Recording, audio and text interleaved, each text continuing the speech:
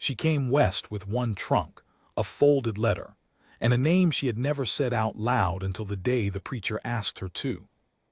The letter promised a husband, a house with a tin roof, a widower who needed a wife the way dry ground needs rain, quietly and without pride. What the letter did not say, what no one had the decency or the nerve to write down, was this: there were 7 children waiting at the end of that road, 7 pairs of eyes already learning how to lose people, and the man she had crossed half a country to marry would not be standing on the porch when she arrived. I know all this because I was the one who drove the wagon that brought her in. I'm an old man now, and I have buried most of the people in this story, but I have never once been able to bury the morning she stepped down into that dust, and the youngest girl ran to her before anyone could explain a single thing. Some people are handed a life they never agreed to, and some of them, God help us, decide to keep it anyway. This is her story. I only watched. The wheel cracked a mile out from the Pell place, and I'll tell you the truth. For one mean little second I was glad of it. I had not wanted this errand. I was 44 years old that spring, a ranch hand with a bad hip and a worse temper, and I had agreed to fetch the woman off the noon stage only because Holly's Pell's brother paid me $2 and a sack of coffee to do it. $2 in coffee will buy a lot of a man's silence. It will not buy his approval. I sat up on that box the whole way out from town with my jaw set like a closed gate, and I did not say more than 10 words to her. She didn't push me to say more. That was the first thing I noticed about her, and I noticed it the way you notice good weather without deciding to. Her name was Della Mercer. She had told me that much at the stage office, holding out a gloved hand I pretended not to see because my own was full of her trunk. She was maybe 28, plain in the way that a fence post is plain, which is to say not at all once you understand what it's holding up. Brown hair pinned tight, a gray traveling dress gone shiny at the elbows, and eyes that kept moving over the country we passed, the salt bush, the far blue chew of the mountains, the buzzards riding the heat like men too lazy to work, as if she were trying to memorize a place before she was allowed to want it. I have a habit. I should tell you now since it matters later. I keep a tally. Always have. A little leather book in my coat with a pencil stub tied to it, and in that book I write down numbers: head of cattle, days without rain, dollars owed, dollars paid. My wife used to say I'd write down my own heartbeats if I could find a quiet enough afternoon. She wasn't wrong. I count things because counting is the only kind of praying I was ever any good at. When the world gets to be too much, I put a number on a piece of it, and then it's just a number, and a man can stand a number. So when the wheel cracked and I climbed down cursing into the dust, I had already, without meaning to, written something in my head. 7. That was the number nobody had given her yet. We sat the wagon in the shade of a single mesquite while I worked the wheel back true with a spoke I'd carried for just such a misery. The sun came down flat and white. Somewhere off in the brush a quail was calling its own name over and over like it had forgotten and was trying to learn it again. Della got down on her own, didn't wait to be helped. She stood with her boots in the grit and looked at the busted wheel, then at me, then out at the long shimmer of the road ahead. "How much farther?" she asked. Not a question the way she said it, more like she was bracing. "Mile little more," I grunted, fitting the spoke. "You'll see the windmill before you see the house." She nodded. Then she did a thing I didn't expect. She crouched down in that good gray dress, right in the dirt, and looked at my hands working the wheel like she wanted to learn the trick of it. "You don't like me," she said. I about dropped the spoke. "Ma'am, I don't know you." That's not what I said. There was no heat in it. She was just laying the fact down between us flat, the way you'd lay down a card you already knew would lose. "You've been carrying something against me the whole road. I'd like to know what it is so I can decide whether I've earned it." I'll be honest with you. I respected her right then, and I resented her for making me. I went back to the wheel. I am not a man who hands his feelings to strangers. I'd sooner hand them my horse. But there was something about the heat and the long road and the quail saying its own name, and the fact that she had asked plain instead of pretending everything was fine, that loosened a thing in me.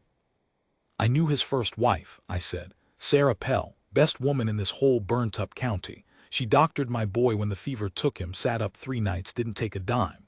I worked the iron tire down hard. She died this past winter, childbed, the baby too. I cleared my throat because it had gone tight without permission. And here's Holly's Pell putting out a letter for a new wife before the ground over Sarah's even settled. So no, ma'am, I don't suppose I do care for it much. Got nothing to do with you. You're just the answer to a question I didn't think he had any right to ask. She was quiet a long moment. The quail finished its name and started over. His letter said he had children, she said carefully. It said 3. I stopped working. I want you to understand, I am not a cruel man, whatever my face tells people. But I have never been able to make my mouth lie smooth when the truth is standing right there in the room. So I looked at her, and she looked at me, and I watched her see it before I said it. 3, I repeated. That what he wrote you, 3? Yes. I straightened up. My bad hips sang. I put my hand against the wagon and I told her, because somebody had to, and because better it be a stranger on a busted wheel than 7 small faces on a porch. There's 7, Miss Mercer. I have replayed that moment more times than I have replayed my own wedding. She didn't cry. I think a lesser story would have her cry, and I think a worse woman would have. But Della Mercer did this instead. She stood up out of the dirt slow, and she pressed both her gloved hands flat down the front of her dress, smoothing it, the way a woman does when she is putting herself back in order from the inside. And she looked out at the road. And the only thing she said, so quiet I almost lost it under the wind, was, "Then I suppose 3 of them have been doing the work of grown people for a while now." That was all. That was the whole of it. No fainting, no fury at the man who'd shaved his own family down on paper to make the bargain easier. Just 3 of them have been doing the work of grown people. She'd done the arithmetic the same as me, only her sum came out at the children and mine came out at the lie. I have thought about that difference for 30 years. I count cattle. She counted who'd be carrying water. I finished the wheel. We did not speak again until the windmill. The windmill came up first, like I'd said, a skinny iron cross turning slow against the mountains, and then the house under it low and long, adobe gone the color of a lion, with that tin roof the letter had bragged on, and a porch sagging at one corner where nobody had gotten to it. There was wash on a line. There was a goat on the porch that shouldn't have been. There was the particular hard-used look of a place that has too many mouths and not enough hours, and I felt Della see all of it at once and not flinch, and I revised something in my tally about her that I didn't have a number for. And then the children. They came out the way deer come out of brush, not all at once, but in a sudden ragged appearing as if the house had been holding its breath and let it out. I counted them, of course I did. 1, 2, 3, 4 spilling around the door. A 5th one hung back in the shadow of the wall with a baby on her hip. That be the oldest girl doing the work of a grown person, just like Della said. The baby made 6. And I stood there on the box counting and came up 1 short of the number I'd promised her, and felt a flicker of an awful hope that maybe I'd been wrong. Maybe it was 6. Maybe the worst of it was a little less worse. And then the 7th came around the corner of the house. A boy, 8, 9 years old, and the whole county would have told you in a heartbeat what made him the 7th and not the 1st. His skin a shade the Pell's skin would never be, his hair black and straight, and his face, even at that age, carrying the bones of the Apache mother nobody in town would say out loud that Sarah Pell had taken his birth from. The talk, when there was talk, was that Sarah had found him as a baby after the bad business up at the Sibq, found him and brought him home and dared anybody to make her give him back. There was nobody to give him back to.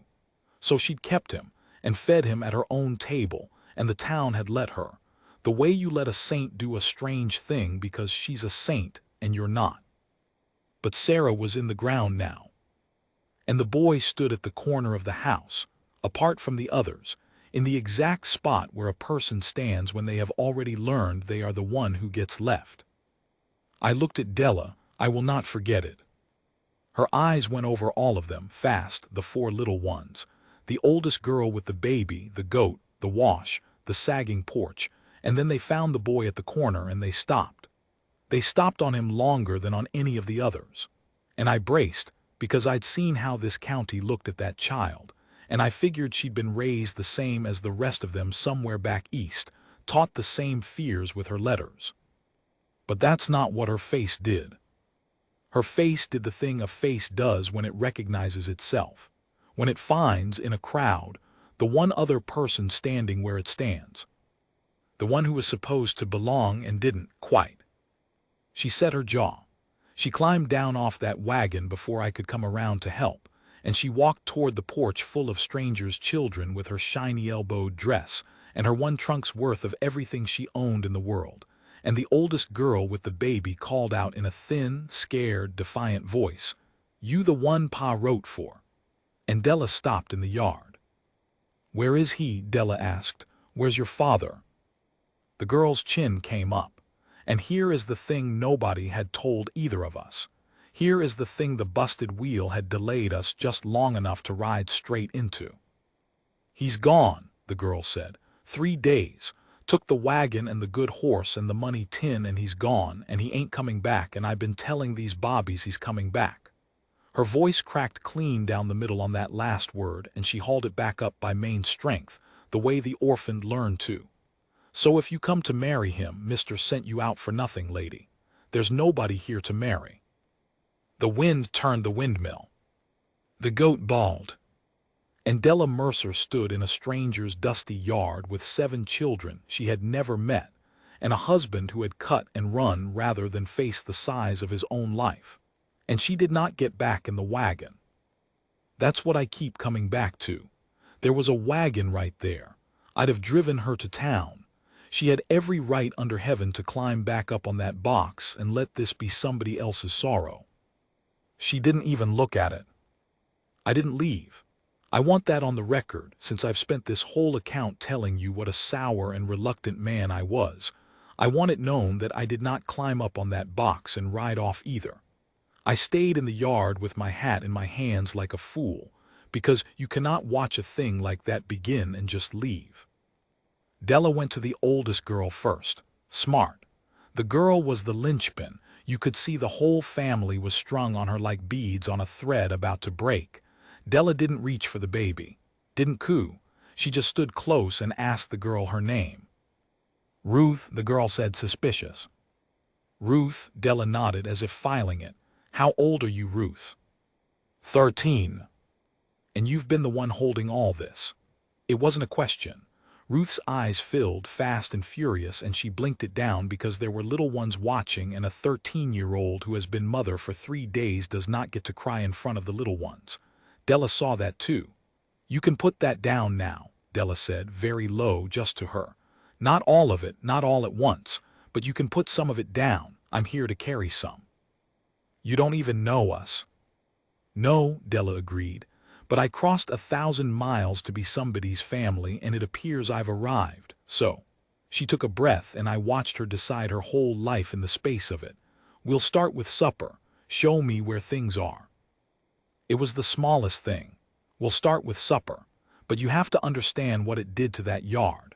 The little ones who had been frozen unfroze. The 4-year-old, that was Pip, though I didn't know it yet, attached himself to Della's skirt and would not be pried loose for a week. The fear in Ruth's shoulders dropped maybe an inch, and an inch is everything when you've been holding the roof up with your spine. And the boy at the corner of the house did not move. Della saw him not moving. She didn't force it. She was wiser than that, even brand new. She just looked over at him across all those heads, and she said, not loud but plain enough to carry, "I don't know your name yet either." The boy looked at her the way a creature looks when it has been hurt before by hands held out to it. "They call me Nanton," he said, and then flat, testing her, putting the whole county's poison in front of her to see what she'd do with it. "But the town calls me the squaw's stray. You can call me that. Everybody does. Pa did.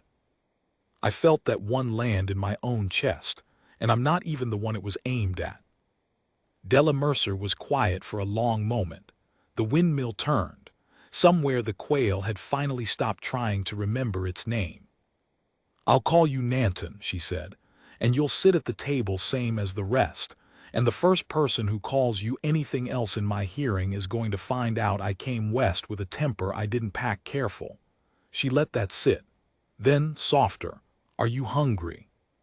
The boy didn't answer, but he came off the wall, just a step, one step out of the place where the left behind stand.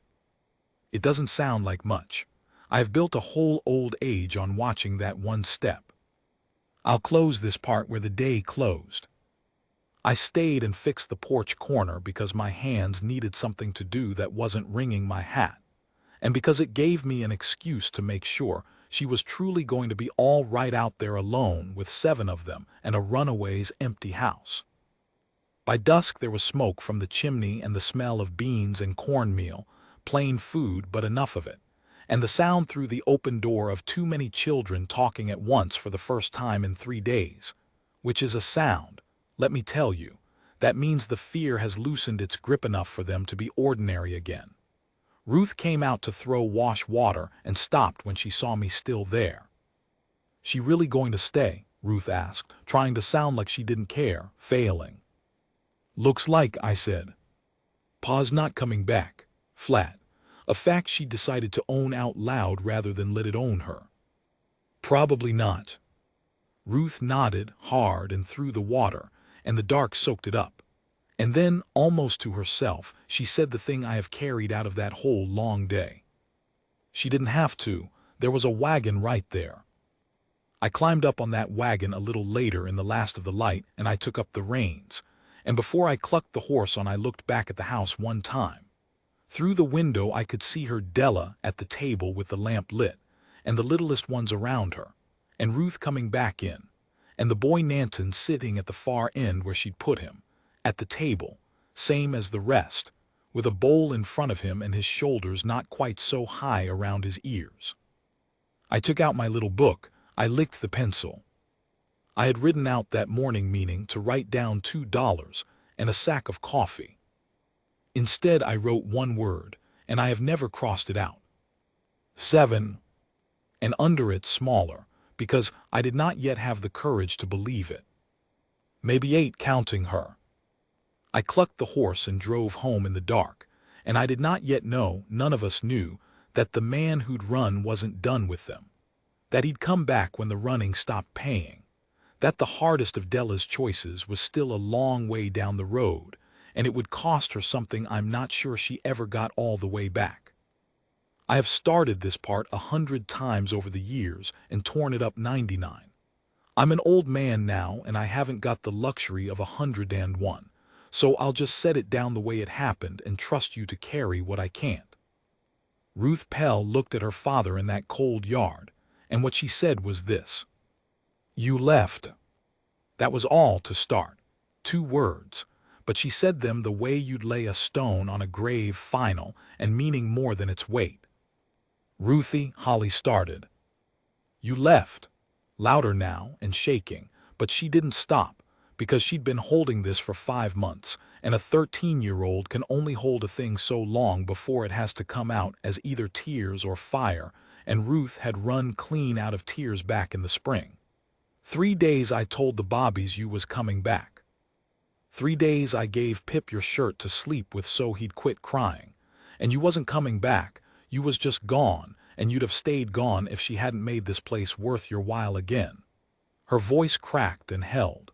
And now you come and you want to keep the easy ones and throw out my brother. He's not your.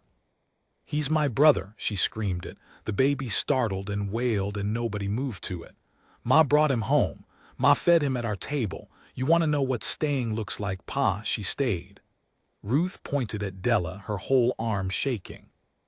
She stayed when you ran, and she stayed when the town turned its back, and she stayed through the haying, and she stayed when there wasn't enough, and she gave Nanton the same as the rest of us every single night, and you, the girl, ran out of breath, found it, spent the last of it. You don't get to come back and be pa just 'cause the squash came up. You don't get to keep us. We're hers." And then Ruth Pell, 13 years old, walked across that yard and stood beside the Apache boy at the corner of the house, the left-behind spot, and took his hand and turned to face her father from there, putting herself in the cast-out place, daring him to cast her out too. One by one the others went. Pip first, because Pip went wherever Ruth went, sliding down off his father's arm and toddling across to bury his face in Della's skirt, the way he had the very first day. Then the twins, Mercy and Job, who looked at each other in that wordless way twins have and then crossed over together. Then Ruth came back for the baby, lifted it off the porch quilt, and carried it to Della's side. In the space of a minute in the cold, the children of Holly's Pell sorted themselves, and they did not sort to their blood. 6 of them stood with Della, and the 7th. 7 children behind a woman with no law and no marriage and no claim, but the only one that ever finally counts for anything, which is that she was the one who stayed. Holly's Pell stood alone in his own yard by his own good wagon, and looked at the arithmetic his life had come to. I'll tell you what I expected. I expected him to take them anyway. I expected the law to come. A man's children are a man's property in that country and that time, and a judge would have handed every one of them back to him with a lecture for Della about her place. The children's wanting didn't enter into it. Their love was real, but it had no standing. He could have loaded all 7 into the wagon at the point of the very real shotgun that hung on his very real wall. And there was not one thing Della Mercer, or I, or anybody could have done that wouldn't have made it worse for the children in the long run. I had my hand near my own gun. I want to confess that. I'm not a violent man, but I had my hand near it, and I was doing a terrible sum in my head about what I was and wasn't willing to do, and I have never been more frightened of my own answer. But Holly's Pell didn't reach for anything. He stood there a long while. The windmill turned. The baby's crying wound down to hiccups against Ruth's shoulder, and I watched something happen in that man's face that I've only seen a few times in a long life. I watched a person see themselves clearly all at once with no story left to tell about it. He'd built a tale on the ride back, I'm sure, the way men do. I had a hard spell. Grief took me. I'm back now, I'll set it right. And his own children had just walked across a yard and torn that tale up in front of him. They'd chosen the stranger. And the worst of it, the part I think actually broke him, was that they were right too. He could see it. He wasn't enough of a monster not to see it. He didn't say much. Men like that never do at the end. He looked at Nanton a long moment, the boy he'd come back to throw away, and something moved in his jaw, and I don't know to this day if it was shame or just calculation, and maybe at the bottom of a man there's no difference between the two. "Keep the place," he said finally, hoarse. "Keep all of it. I'll send paper from Hallbrook making it legal, the land, the—" He couldn't quite say the children, the rest, so nobody can say you've got no right. He picked up the reins. He didn't look at the children again. I think he couldn't. Tell them. He stopped. Whatever he'd meant to have me tell them, he couldn't find the shape of it, or couldn't earn it, and to his small credit, he didn't try to send a message he hadn't paid for. He climbed up on the box and he turned the good wagon around and he drove out the way he'd driven in 5 months before, and the children watched him go, and not one of them ran after him this time. That's the reversal, if you want to call it one. The man who came back to take ended up the one who left for good and left them everything. But I have never been able to call it a happy ending, and here is why, and this is the part it took me 30 years to be willing to write. The children watched their father leave forever, and they did not cry, and a child who does not cry when their father leaves forever has already been taught something it should take a whole life to learn. That's what Holly's Pell gave them on his way out. Not the land, not the paper. He gave each one of them the early, permanent knowledge that the person who's supposed to stay can choose not to, and that you survive it. They survived it. But surviving a thing and being unmarked by it are not the same. And I watched those 7 children carry that small, cold certainty into the rest of their lives, into their own marriages and their own children. And Della spent the next 10 years trying to thaw it out of them one at a time, and she got most of the way and never quite all. That's the bittersweet in it. The sacrifice wasn't only hers. Some of it was theirs, and they never agreed to it, and the only mercy was that she was there to help them carry it. She did pay her own price too. I should be honest about the size of it. Della Mercer never married. The paper Holly sent from Hallbrook made the land legal and made her the children's guardian, but it couldn't make her a wife. And in that county, a woman alone with 7 children and a tongue that had publicly shamed Mrs. Alderwood was not going to get many second offers, and the 1 or 2 that came she turned down flat, because they came with conditions, and one of the conditions was always Nanton. The Apache boy, of course, would go. She turned them down without ever telling the children she'd had the chance. I only knew because I drove one of the suitors off myself one Sunday, and she made me swear never to mention it. She didn't want the boy knowing he'd cost her a husband, same as she'd never let him feel like a sacrifice. She spent 30 years making sure that child never once felt like the price of anything, and the cost of that was a kind of loneliness I could see on her at the edges of the day in the evenings, when the work was done and the children were down, and she'd sit on the Mendied porch alone with a cup gone cold in her hands, looking at the mountains the way she'd looked at them from my wagon box that first day, trying to memorize a place, or maybe just keeping it company. I sat with her on that porch a good many of those evenings, the years going by. I'd lost my own wife by then, that's another story and a sad one, and not for now.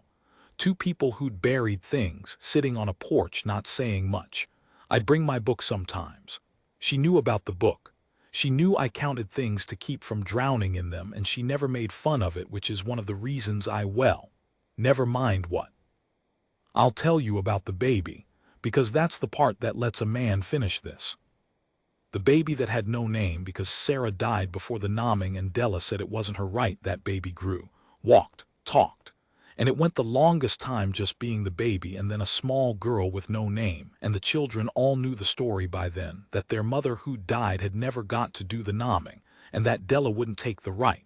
It became a kind of held breath in that house. Everybody waiting. Everybody too tender about it to push. It was Nanton who settled it. He was near grown by then, 16, 17, tall, quiet, with Della's stubbornness layered over his own, and a way of looking at the world like he was always checking it was still there. And one evening at supper, out of nowhere, he set down his fork and said the little girl should be named Della. The table went quiet. Della, the first Della, my Della, the one who stayed, started to say no. Started to say it wasn't her right, same as always, that the nomming belonged to Sarah's memory. And Nanton said, and I was there, I had the venison again. I was always bringing that family venison, Nanton said. Ma, Sarah was our mother and she's the one who found me. You're our mother and you're the one who kept me. A person can have the both. I did. He looked at the little girl, who was 4 by then, and named nothing. She should carry the name of the one who stayed, so she'll always know it's a thing people do. I watched Della Mercer's face come apart at last. 5 months of arithmetic, 13 years of staying, and the woman who didn't cry when she learned there were 7, who didn't cry at the mercantile, who didn't cry when the wagon left forever. She put her face down in her hands at that table, and she wept, finally, the way a person weeps when something they'd given up wanting is handed to them anyway by the very child the world told them not to keep. They named the little girl Della. And in my book that night, on the porch afterward in the dark, I crossed something out. The only thing I ever crossed out. Way back on the first page, under 7, I'd written, "You'll remember, maybe 8, counting her," and I put a maybe on it because I hadn't yet had the courage to believe it. I crossed out the maybe. 8 it says now, counting her. That's the truest sum I ever wrote. She's gone now. I should say that, since I've buried most everyone in this account, and it's only fair I tell you I buried her too, some years back, with all of them around her, grown, with their own children, and the little girl Della, a grown woman herself by then, holding the old woman's hand at the end the same way that other little girl, Pip's age, had run to her in the dust before anybody could explain a single thing. Nanton dug the grave, wouldn't let anyone else. He was a man near my own age by then, and he dug it alone all day, the way she'd gotten the hay in alone that first hard summer. And when I went to help him, he just looked at me and said, "She stayed for me," and kept digging. And I understood that the digging was the last transaction, the 10,001st small, unglamorous thing, and that it was his and I had no business in it. So I sat on the rise by the windmill where I'd sat so many evenings, and I let the boy bury his mother. I keep the book still. I'm too old for cattle now, and there's not much left to count, but I take it out some evenings and I read back through the columns, the head of stock, the days without rain, the dollars owed and paid, my whole long life rendered into numbers, because numbers were the only praying I was ever any good at. And I always end up back on the first page. 7. The number nobody gave her on the road in. The number she looked at and did the arithmetic the right way, not how much is this going to cost me, but who's been carrying water. People ask me sometimes, the young ones, the grandchildren of those children who come around to hear an old man talk, they ask me what made her stay. There was a wagon right there, they say, having heard the story. She didn't have to. Why'd she do it? And I never have a good answer. I've turned it over my whole life and I've never found the bottom of it. The best I can tell them is what I tell you now, and then I'll be done. She crossed 1,000 miles to be somebody's family. She arrived to find a lie, a runaway, and 7 children already learning how to lose people. And she looked at the hardest of them, the one the world told her plainly she was allowed to set down. And instead of setting him down, she crouched in the dirt and took his face in her hands and called him by the name nobody else would use. I don't know what makes a person do that. I've counted everything else in this life, and I never could put a number on it. I only know there was a wagon right there. And she never once looked at it.